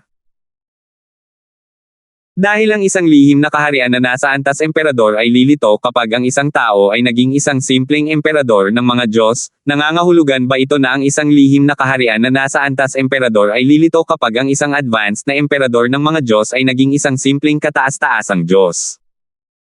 Gayon din, lilito ba ang isang lihim na kaharian na nasa antas Panginoon kung ang isang simpleng hari ng mga Diyos ay magiging isang simpleng Panginoon ng mga Diyos? Tanong ni Alvin sa loob-loob. Kasabay nito, isang figure sa di kalayuan ang lumilipad patungo kay Alvin sa napakabilis na bilis. Sa loob lamang ng ilang sandali, lumitaw ang figure sa harap ni Alvin. Ang figure ay pagmamayari ng isang lalaking nasa katanghaliang gulang na nakasuot ng mahabang asul na damit. Kumunot ang noo niya habang nakatingin kay Alvin, at nagtanong ng may pagmamataas, "Nako, lumitaw ba ang lihim na kaharian na ito na parang nasa antas emperador dahil sa iyong pagpasok sa kaharian ng isang simpleng emperador ng mga Diyos?" Sinuri ni Alvin ang lalaking nasa katanghaliang gulang. Naramdaman na niya ang presensya ng lalaking nasa katanghaliang gulang bago pa man lumitaw ang lalaking nasa katanghaliang gulang. Ang lalaking nasa katanghaliang gulang ay isang intermediate emperor of gods. Kumislap ang Hungarian pumatay sa kanyang mga mata habang pinag-iisipan niya kung dapat ba niyang patayin ang mayabang na lalaking nasa katanghaliang gulang ngayon o hintayin na lang siyang tulungan ng lalaking nasa katanghaliang gulang na buksan ang lihim na kaharian ng emperador. Pagkatapos ng ilang paghinga, sa wakas ay napagpasyahan niyang huwag nang buhayin ang lalaking nasa katanghaliang gulang sa ngayon. Hindi naman madaling makakuha ng 20 Emperor of Gods. Isang intermediate Emperor of Gods, siya ba ay mula sa lungsod ng Divine Spirit Mansion. Kung gayon, maaaring hindi mahirap mangalap ng 20 Emperor of Gods hanggat mabilis na kumakalat ang balita ng aking tagumpay, haka-haka ni Alvin sa loob-loob. Hindi na siya kalayuan sa lungsod ng Divine Spirit Mansion ngayon. Alam ni Alvin na maraming emperador ng mga Diyos sa lungsod ng Divine Spirit Mansion. Bukod dito, kahit ang mga lungsod na malapit sa Divine Spirit Mansion ay mayroong maraming mga simpleng emperador ng mga Diyos. Marami ring emperador ng mga Diyos sa ilang, ngunit magiging mahirap silang tipunin dahil nakakalat sila sa iba't ibang lugar. Nang makita ang kawalan ng tugon ni Alvin, nagalit ang nasa katanghaliang gulang na lalaki. Tutal, sa kanyang paningin, ang kabilang panig ay isa lamang bagong panimulang emperador ng mga Diyos habang siya ay isang intermediate na emperador ng mga Diyos. Paano siya hindi makakaramdam ng galit at kahihiyan matapos baliwalain ng isang taong itinuturing niyang mas mababa sa kanya? Bro, narinig mo ba ang tanong ko? Tumahimik ka kung gusto mong mabuhay, casual na sabi ni Alvin. Natigilan at hindi nakapagsalita ang lalaking nasa katanghaliang gulang sa matapang na tugon ni Alvin. Gayunpaman, bago pa man siya makabawi ng ulirat, isang guhit ng gininto ang liwanag ang lumitaw habang umalangaw-ngaw ang tunog ng tawanan sa hangin. Kasunod nito, isang binata, na halatang naiintindihan ang batas ng metal, ang lumitaw. Ngumiti siya nang may paghamak sa lalaking nakaasul at nasa katanghaliang gulang habang sinasabing, "Tanwo, hindi ko inaasahan na makakakita ako ng isang simpleng emperador ng mga Diyos na nagbabanta sa iyo. Bukod pa rito, isa lamang siyang bagong simpleng emperador ng mga Diyos." Pagkatapos magsalita ng binata, mas lalong lumawak ang ngiti ng paghamak sa kanyang mukha. 4,150. Nanlamig ang tingin ni Tanwo nang marinig ang mga sinabi ng binata. Galit na siya sa pambabastos ni Alvin, at lalo pa siyang nagalit sa mga pangungutya ng binata. Dahil dito, nawalan siya ng pasensya at ibinuhos ang kanyang galit kay Alvin. Sinabi niya kay Alvin, "Brat, ayon sa mga patakaran, automatiko kang kwalipikado na makapasok sa Emperor Grade Secret Realm dahil lumitaw lamang ito dahil sa iyong tagumpay. Gayunpaman, kung mayroon kang hiling na mamatay, handa akong tuparin ang iyong hiling." Kasunod nito, nayanig ang kawalan at isang alon ng enerhiya ang dumagsa patungo kay Alvin na parang baha. Batay dito, malinaw na naunawaan ni Tanwo, ang Intermediate Emperor of Gods, ang batas ng tubig. Mapanghamak na tumawa si Alvin, walang takot. Casual niyang ikinumpas ang kanyang kamay bago pumutok ang isang sinag ng espada na may 7 kulay.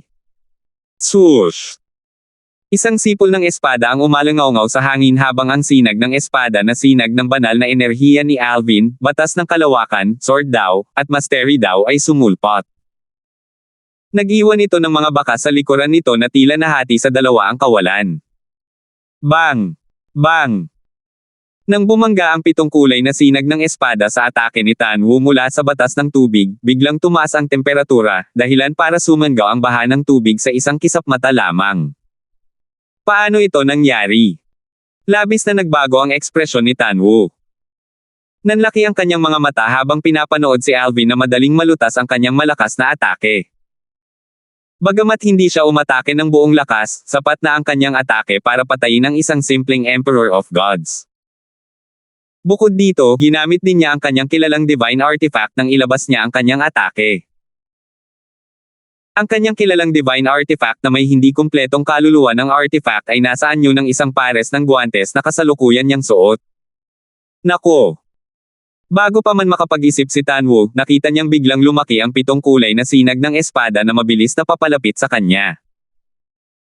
Dahil ang sinag ng espada ay papunta sa kanya mula sa harapan, ang sinag ng espada ay nagmukhang isang patuloy na lumalawak na pagsabog ng liwanag. Swoosh!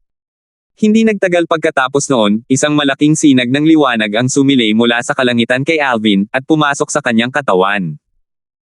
Napangiti siya ng bahagya habang tinatanggap niya ang gantimpala para sa pagpatay sa kanyang pangalawang Intermediate Emperor of Gods. Naramdaman niya na ang gantimpala sa pagkakataong ito ay hindi kasing lakas ng natanggap niya sa pagpatay sa kanyang unang Intermediate Emperors of Gods. Malinaw na ang gantimpala ay hindi kasing ganda ng dati dahil hindi na siya pumapatay ng isang taong 2 antas na mas mataas kaysa sa kanya. Habang hinihigop ni Alvin ang enerhiya mula sa gantimpala, bulalas ng binata, "Kaibigan ko, napakagaling mong pumatay." Patuloy niyang sinabi, "Matagal ko nang ayaw kay Tanwo. Ang hamak na iyon ay dapat mamatay. Ang pangalan ko ay Wilmar Wu. Dahil pinatay mo si Tanwo, itinuturing na kitang kaibigan. Kung kailangan mo ng tulong sa hinaharap, maaari mo akong hanapin sa angkan ng Wu sa lungsod ng mansyon. Tiyak na gagawin ko ang aking makakaya upang tulungan ka hanggat kaya ko." Si Wilmar, isa ring Intermediate Emperor of Gods, ay ngumiti ng malapad at masiglang binati si Alvin, ngunit ang bakas ng takot sa kanyang mga mata ay nagbunyag ng kanyang tunay na nararamdaman. Malinaw din siyang nabigla sa ipinakitang lakas ni Alvin. Tutal, nasaksihan niya lang ang isang simpleng Emperor of Gods, nakakalusot lang, at nakapatay ng isang Intermediate Emperor of Gods sa loob lamang ng ilang segundo. Patay na rin ako kung ako ang nasa kalagayan ni Tanwo. Bakit pakiramdam ko mas nakakatakot pa ang simpleng emperador ng mga Diyos na ito kaysa sa isang mas magaling na emperador ng mga Diyos? Kahit ang isang ordinaryong mas magaling na emperador ng mga Diyos ay hindi ako o si Tanwo ng ganoon kadali, lalo na't hindi kami mapapatay sa loob lamang ng ilang segundo. Ang lakas ni Wilmar ay kapantay ng kay Tanwo. Dahil nagawang patayin ni Alvin si Tanwo sa loob ng ilang segundo, natural na kayang patayin din ni Alvin si Wilmar sa loob ng ilang segundo. Matapos makabawi sa katinoan ni Alvin, tumingin siya kay Wilmar. Muli, naisip niyang patayin si Wilmar, na isa ring Intermediate Emperor of Gods. Gayunpaman, nang maisip niya ang pangangailangan ng isa pang 19 na Emperor of Gods para makapasok sa Emperor Grade Secret Realm, mabilis niyang iwinaksi ang kaisipang iyon. Bukod dito, si Wilmar ay hindi naman kasing nakakainis ni Tanwo. Maya-maya, nagtanong si Alvin, "Nakapasok ka na ba sa isang Emperador Grade Secret Realm dati?" "Oo," mabilis na sagot ni Wilmar. Kasabay nito, naramdaman niyang gumaan ang pressure sa kanya. Base sa kasukuyang sitwasyon, tila walang balak si Alvin na patayin siya. Gayunpaman, hindi siya nang ahas na maging pabaya. "Sabihin mo nga sa akin kung ano ang pakiramdam sa lihim na kaharian. Pareho ba silang lahat?" tanong ni Alvin. Habang hinihintay ang pagdating ng iba pang mga emperador ng mga Diyos, nagpasya si Alvin na alamin ang karagdagang impormasyon mula kay Wilmar. Umiling si Wilmar at sinabing, "Nakapasok na ako sa 4 na Emperador Grade Secret Realms dati, kasama na ang isa na lumitaw pagkatapos kong maging isang simpleng Emperor of Gods. Magkakaiba silang lahat kaya wala akong masyadong masasabi sa iyo tungkol sa kanila. Gayunpaman, masasabi ko sa iyo ang tungkol sa mga pinasok ko." Natural lang na gusto ni Wilmar na makuha ang pabor ni Alvin. Gayunpaman, kung naroon ang mga nakakakilala sa kanya, tiyak na magugulat sila sa kanyang kasalukuyang kilos. Tutal, ang prestihiyoso at marangal na Intermediate Emperor of Gods mula sa angkan ng Wu ay kumikilos ng may kasabikan sa sandaling ito. Habang inilalarawan ni Wilmar ang isa sa mga lihim na kaharian na sakop ng antas emperador na pinasok niya, dumating ang isa pang emperador ng mga Diyos. Ito ay isang matandang lalaki na nakasuot ng mahabang abuhing damit. Isa siyang panimulang emperador ng mga Diyos. Nang makita si Wilmar, ngumiti siya at masiglang binati si Wilmar, "Young Master Wu, hindi ko inaasahan na makikita kita rito." Bagamat mas mataas ang seniority ng matandang lalaki kaysa kay Wilmar, tinawag niya si Wilmar bilang yung Master Wu, matapos maging isang intermediate Emperor of Gods si Wilmar upang makuha ang pabor ni Wilmar. Hindi pinansin ni Wilmar ang matanda at nagpatuloy sa paglalarawan ng lihim na kaharian ng antas emperador kay Alvin. Natural lamang na nalito ang matanda sa ginawa ni Wilmar. Inilipat niya ang tingin at tumingin kay Alvin ng may pagtataka. Ang simpleng emperador ng mga Diyos na ito. Bagamat wala ang matanda ng patayin ni Alvin si Tan Wu kanina, natural niyang masasabi na si Alvin ay isang simpleng Emperor of Gods. Naramdaman niya ang aura ni Alvin, na aksidenteng pinakawala ni Alvin kanina dahil sa kanyang hindi matatag na cultivation base, nang makalusot si Alvin kanina. Naisip ng matanda, naguguluhan, siya ang nakalusot kanina, di ba? Bakit parang nag-iingat si Wilmar? May makapangyarihang pinagmulan ba ang binata? Siguro nga. Kung hindi, walang dahilan para kumilos ng ganoon si Wilmar. Swoosh! Swoosh! Swoosh! Nang matapos ikwento ni Wilmar ang kanyang karanasan, lumitaw ang tatlo pang lalaki. Ang lalaking nakatayo sa unahan ay isang lalaking nasa katanghaliang gulang na nakasuot ng mahabang gininto ang damit na may mga palamuting pilak. Siya ay matangkad at maskulado, at may eleganteng pangangatawan. Dalawang ordinaryong matandang lalaki ang nakatayo sa likuran niya. Mataas na emperador ng mga Diyos. Agad na naramdaman ni Alvin ang mga cultivation base ng tatlo. Ang lalaking nakasuot ng ginto ay isang advanced Emperor of Gods habang ang dalawang lalaking nakatayo sa likuran niya ay mga intermediate Emperor of Gods.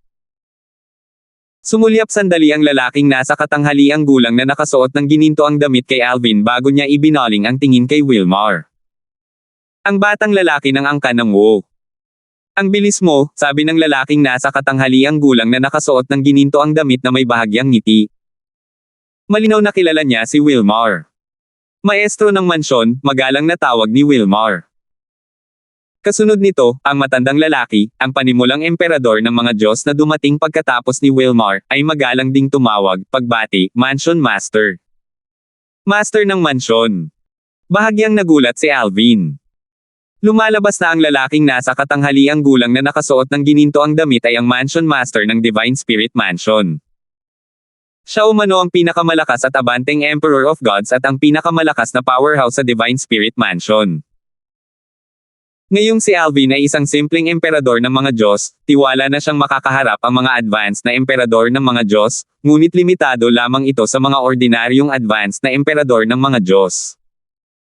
Kahit noon, hindi pa siya lubos na sigurado kung kaya niyang ganap na talunin ang mga ordinaryong advanced na emperador ng mga Diyos.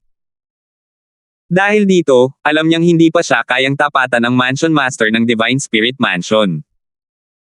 Tumango ang Mansion Master ng Divine Spirit Mansion kay Wilmar bilang tugon, ngunit tuluyan niyang binaliwala ang matandang payak na Emperor of Gods. Pagkatapos, tumingin siya kay Alvin at nakangiting sinabi, binabati kita sa pagiging Emperor of Gods. Salamat, sagot ni Alvin. Matapos makilala ang mga kataas-taasang Diyos, ang mga advanced na emperador ng mga Diyos ay hindi naging espesyal sa kanya. Bukod pa rito, maging si Clarissa, ang kanyang pang-apat na senior sister, ay isang advanced na emperador ng mga Diyos. Hindi lang iyon, kundi itinuturing din siyang isa sa pinakamalakas na advanced na emperador ng mga Diyos. Maaaring malakas ang Mansion Master ng Divine Spirit Mansion, ngunit medyo sigurado si Alvin na hindi kakayanin ng Mansion Master ang higit sa 10 galaw sa isang laban sa kanyang pang-apat na senior sister. 4,151. Nanatiling walang pakialam ang ekspresyon ni Alvin nang harapin niya ang Mansion Master ng Divine Spirit Mansion. Kahit na nanalo siya sa laban kanina, kalmado pa rin siya na parang walang nangyari. Gayunpaman, imposibleng hindi siya tuluyang maapektuhan. Tutal, isa lamang siyang simpleng Emperor of Gods na kamakailan lang ay nakalusot. Kasabay nito, ang dalawang matandang lalaking nakatayo sa likod ng Mansion Master ng Divine Spirit Mansion, na mga intermediate Emperors of Gods, ay tumingin kay Alvin ng may mga matang nag-aalab sa puot. Tungkol naman sa Mansion Master ng Divine Spirit Mansion, nakausap na niya si Alvin kanina hindi dahil nalaman niya ang nangyari kay Wilmar. Ano man ang nararamdaman niya, mahusay siyang itago ang mga ito. Naging palakaibigan siya kay Alvin kanina at binati niya si Alvin dahil ang Emperor Grade Secret Realm ay lumitaw lamang dahil sa tagumpay ni Alvin. Ang kanyang pagpapakita ng mabuting kalooban ay dahil sa dahilang iyon. Tutal, ang Emperor Grade Secret Realm ay magiging isang hindi inaasahang pagkikita rin para sa kanya. Bilang pinakamakapangyarihang emperador ng mga Diyos sa Divine Spirit Mansion, ang Mansion Master ng Divine Spirit Mansion ay sigurado na makakakuha siya ng malalaking benepisyo pagkatapos makapasok sa Emperor Grade Secret Realm kumpara sa ibang mga emperador ng mga Diyos kung sila ay gagantipalaan batay sa kanilang lakas.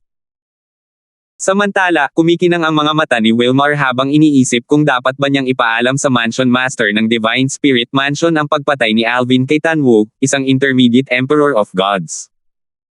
Medyo kilala si Tanwu sa Divine Spirit Mansion. Sa katunayan, mayroon pa nga siyang koneksyon sa Mansion Master ng Divine Spirit Mansion. Sa huli, binaliwala niya ang ideya at naisip niya, kalimutan mo na yan. Wala na akong sasabihin. Alam ni Wilmar na kung sasabihin niya sa Mansion Master ng Divine Spirit Mansion ang tungkol kay Tanwu, malamang nakikilos ang Mansion Master laban kay Alvin. Kahit na hindi subukang patayin ng Mansion Master si Alvin, tiyak na susubukan ng Mansion Master na makuha ang isang talento tulad ni Alvin. Gayunpaman, tila hindi magiging madali para sa Mansion Master na makuha ang loob ni Alvin. Kung hindi makuha ng Mansion Master si Alvin, walang duda na papatayin ng Mansion Master si Alvin. Bukod pa riyan, lilito ang lihim na kaharian ng Antas Emperador dahil sa tagumpay ni Alvin. Sa pagpasok sa lihim na kaharian, makikipagkompetensya na sila kay Alvin para sa hindi inaasahang engkwentro sa loob. Sino ang mag-aakala kung magtatanim ng sama ng loob si Alvin sa kanila? Maaaring hindi gaanong malakas si Alvin ngayon, ngunit tiyak na lalakas siya sa hinaharap. Paano kung magpasya si Alvin na maghanap ng gulo sa kanila sa hinaharap? Higit sa lahat, nagpasya si Wilmar na huwag sabihin sa Mansion Master ng Divine Spirit Mansion ang tungkol kay Tanwu, pangunahin na dahil sa sarili nitong kapakanan. Maaaring hindi naman talaga kayang patayin ng Mansion Master si Alvin.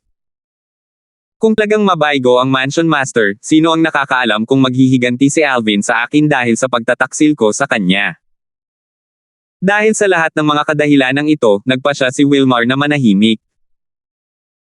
Kung hindi, dahil sa kanyang cultivation base, hindi magiging malaking problema ang magpadala ng voice transmission sa Mansion Master ng Divine Spirit Mansion nang hindi nalalaman ni Alvin, na isa lamang simpleng Emperor of Gods. Swoosh! Matapos dumating ang Mansion Master ng Divine Spirit Mansion at ang dalawang Intermediate Emperors of Gods, dumating din ang ilan pang mga tao. Nakilala agad nilang lahat ang Mansion Master at nagkusa na batiin ito. Ugong! Sa oras na ito, isang sinag ng sable ang sumilay, nagliliwanag sa kalangitan at lupa, patungo sa Mansion Master ng Divine Spirit Mansion. Ang liwanag nito ay nagpakulay sa paligid kung ikukumpara. Walang hiya. Ang lakas ng loob mo. Bago pa man magkaroon ng pagkakataong makareact ang Mansion Master ng Divine Spirit Mansion, malaki na ang ipinagbago ng dalawang matandang lalaki sa likuran niya bago sila sunod-sunod na kumilos para pigilan ang Saber Ray. Sa kasamaang palad, nabigo ang dalawang matandang lalaki na pigilan ang sinag ng sable habang nagpapatuloy ito sa landas nito patungo sa Mansion Master ng Divine Spirit Mansion. Casual na ikinumpas ng Mansion Master ng Divine Spirit Mansion ang kanyang kamay, iniiwas ang sinag ng saber. Pagkatapos, tumingin siya sa langit at sinabing, "Wuping, hindi ko inaasahan na darating ka rin." Kasunod nito, isang matangkad at maskuladong figure ang lumitaw sa kalangitan. Ito ay isang lalaking may balbas at nasa katanghaliang gulang na nakasuot ng turquesang roba. Mayroon siyang pares ng malalaking mata, at mukhang magaspang ang mga gilid. Pagkalabas niya, bumantong hininga siya, "Mansion Master mo, tunay kang malakas." Lubos kong na-stabilize ang aking cultivation base sa kaharian ng isang advanced Emperor of Gods, ngunit madali mong naiwasang ang atakeng pinakawalan ko gamit ang lahat ng aking lakas. Base sa paraan ng pagsasalita ng nasa katanghaliang gulang na lalaki, malinaw na pamilyar siya sa Mansion Master ng Divine Spirit Mansion. Bahagyang ngumiti ang Mansion Master ng Divine Spirit Mansion na si Wendao at sinabing, "Hindi mo ginamit ang iyong prominenteng divine artifact. Kung hindi, hindi ko sana napigilan ng ganoon kadali ang iyong atake. Wuping, bakit hindi mo nalang isipin na maging sakop ko? Prangka si Wendaw at hindi itinago ang kanyang intensyon na kunin si Wuping, ang lalaking nasa katanghaliang gulang. Kalimutan mo na yan. Sanay na akong mamuhay ng walang inaalala, sabi ni Wuping habang umiiling, kung handa lang akong maging sakop mo, sasama na sana ako sa iyo noon. Hindi na sana ako naghintay hanggang ngayon. Totoo iyan. Bahagyang tumango si Wendaw. Base sa ekspresyon ng mukha niya, halatang hindi siya nagulat sa sagot ni Wuping. Pagkatapos, lumingon si Wuping upang tingnan ang dalawang matandang lalaki na nakatayo sa likuran ni Wendaw bago niya sinabi ng may ngiti, kayong dalawa ay hindi pa rin bumuti pagkatapos ng maraming taon. Noon, madali lang para sa isa sa inyo na talunin ako. Pagkatapos, kinurot niya ang kanyang dila bago nagpatuloy sa pagsasalita, pero ngayon. Agad na naging malungkot ang ekspresyon ng dalawang matanda. Dati, madali lang talaga para sa kanila na talunin si Wuping. Noong panahong iyon, nagtataka rin sila kung bakit ganoon kahalaga kay Wendaw si Wuping, na tila isang ordinaryong intermediate emperor of gods. Gayunpaman, batay sa nangyari ngayon, tila matagal nang natuklasan ni Wendaw ang talento ni Wuping. Sa kasalukuyan, wala silang kapantay kay Wuping. Kahit na magsanib puwersa sila, mapapatay pa rin sila ni Wuping. Hindi na makatiis, mahinahong sinabi ni Wendaw, tama na. Wuping, kahit na pinahahalagahan ko ang iyong talento, hindi ibig sabihin na tatabi na lang ako at wala akong gagawin habang pinapahiya at kinukutya mo ang aking mga tauhan. May ilang mga salitang hindi mo dapat sabihin. Siguro, dapat tayong mag-sparring sa susunod para magsanay. Nang marinig ang mga salitang ito, ang matatanda ay tumingin kay Wendaw ng may pasasalamat. Sa kabilang banda, nahihiyang ngumiti si Wuping habang sinasabing, Mansion Master, nagbibiro lang ako sa dalawang senior. Naging komplikado ang ekspresyon ng dalawang lalaki nang marinig nila ang salitang senior. Talagang naabutan na sila ng edad. Di nagtagal, nagsimulang gumala ang atensyon ni Wuping. Nagtanong siya, sino ang nakakapasok sa kaharian ng isang emperador ng mga Diyos at naglabas ng lihim na kaharian na nasa antas emperador. Dama po ang kanyang mga mata kay Alvin bago nagpatuloy sa pagsasabing, ikaw ba yan, binata? Binabati kita.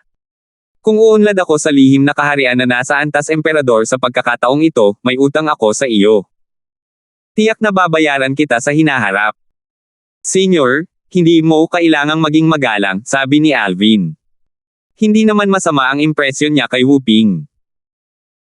Patuloy niyang sinabi, bagamat lumitaw ang Emperor Grade Secret Realm dahil sa akin, hindi ko ito mabubuksan ng walang tulong ng 19 Emperors of Gods.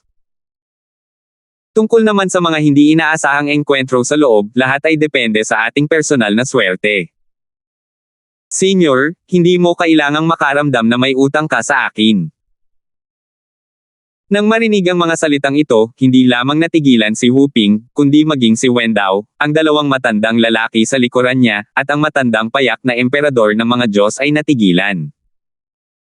Wala sa kanila ang umasa na tatanggihan ni Alvin ang pabor ng isang maunlad na emperador ng mga Diyos na ganap ng nakapagpatatag ng kanyang cultivation base.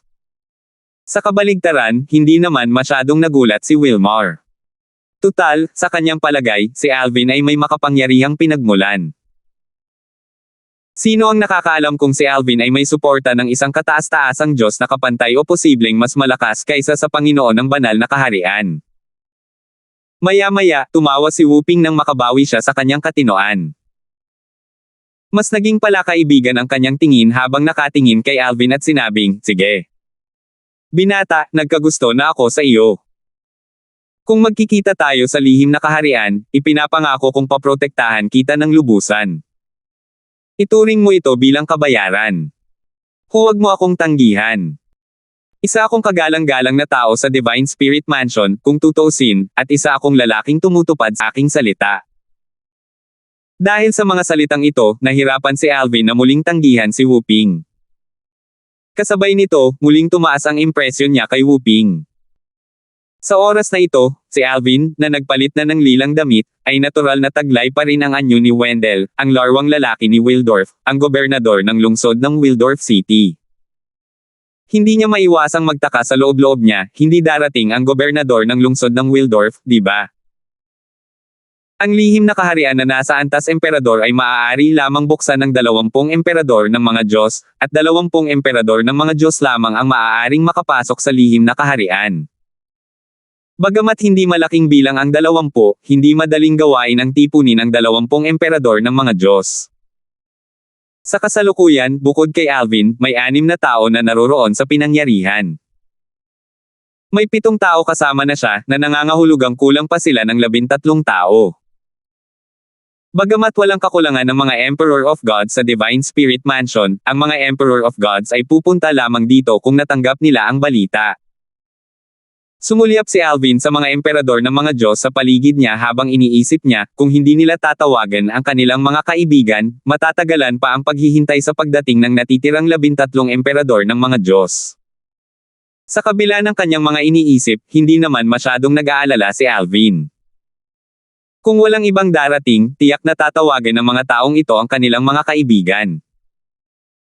Gaya ng inaasahan, pagkalipas ng 1 oras, nang walang ibang dumating, sinabi ni Wendao, ang Mansion Master ng Divine Spirit Mansion, lahat, bakit hindi natin tawagin ang ating mga kaibigan para punan ang natitirang 13 emperador ng mga Diyos na kailangan natin.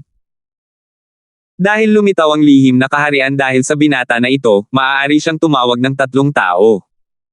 Sa palagay ko ay walang tautol dito, hindi ba? Natural na umiling ang iba bilang tugon sa tanong ni Wendao. Pagkatapos, tumingin si Wendao kay Alvin at nagtanong, binata, ano sa palagay mo? Nagkibit balikat si Alvin at sinabing, wala akong mga kaibigan. 1 tao lang ang kailangan kong tawagin. Mansion Master mo, kailangan kitang abalahin para tawagin si Wildorf, ang gobernador ng lungsod ng Wildorf. Ang gobernador ng lungsod ng Wildorf. Tumaas ang kilay ni Mo Wenyao. Pagkatapos, tiningnan niya si Alvin ng may kahulugan habang nagtanong, binata, kilala mo ba si Gobernador Wildorf? Tumingin sina Wilmar at ang iba pa kay Alvin na may mga nagdududang ekspresyon sa kanilang mga mukha. Naguluhan si Alvin nang maramdaman niya ang kakaibang mga titig. Napaisip siya sa sarili, bakit nila ako tinitingnan ng ganito? Totoo ngang wala akong mga kaibigan. Matapos kong ipanganak sa mundong ito, bago ko pa kayo makilala, si Wildorf lang ang emperador ng mga Diyos na nakilala ko na hindi ko pinatay. Samantala, sinabi ni Wendao, tawagin mo siya. Bagamat hindi sila nakakapag-usap gamit ang Soul Pearl sa mundong ito, may iba pang mga bagay na maaaring gamitin para magpadala ng mga mensahe.